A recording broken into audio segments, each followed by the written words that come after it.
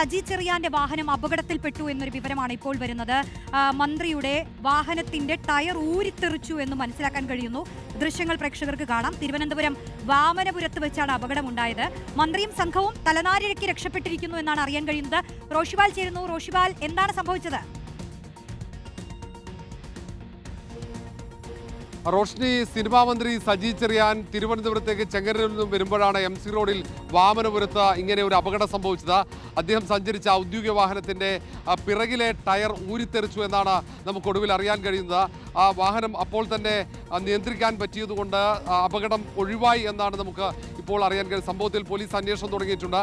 ചെങ്ങന്നൂരിലായിരുന്നു ഇന്നലെ മന്ത്രി ഉണ്ടായിരുന്നത്. ചെങ്ങന്നൂരിൽ നിന്നും പുറപ്പെട്ട തിരുവനന്തപുരത്തേക്ക് എത്തുന്നതിന് മുമ്പ് വാമനപുരത്ത് അവിടെ ഒരു ടേണിങ്ങിൽ വെച്ചാണ്, ഒരു വളവിൽ വെച്ചാണ് പെട്ടെന്ന് ടയർ ഊരിത്തെറിച്ചത്. ആദ്യം ശബ്ദമുണ്ടായി.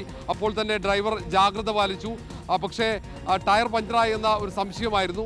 വേഗത കുറയ്ക്കുമ്പോഴത്തേക്കും പെട്ടെന്ന് വാഹനത്തിൻ്റെ ടയർ ഊരിത്തെറിക്കുന്ന കാഴ്ചയായിരുന്നു. പെട്ടെന്ന് തന്നെ വണ്ടി അവിടെ നിയന്ത്രിച്ച് നിർത്തുകയായിരുന്നു.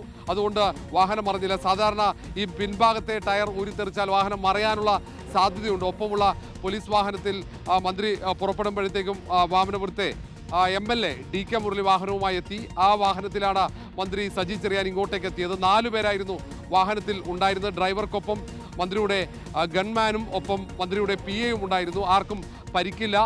തലനാരിഴക്ക് രക്ഷപ്പെട്ടു എന്നാണ് പറയുന്നത്. അതേസമയം തന്നെ സംഭവത്തിൽ ഗൗരവത്തോടെയുള്ള ഒരു പരിശോധന പോലീസ് ആരംഭിച്ചിട്ടുണ്ട്. കാരണം ടയറിൻ്റെ വീൽ ഊരിത്തെറിക്കാനുണ്ടായ സാഹചര്യമാണ് പരിശോധിക്കുന്നത്.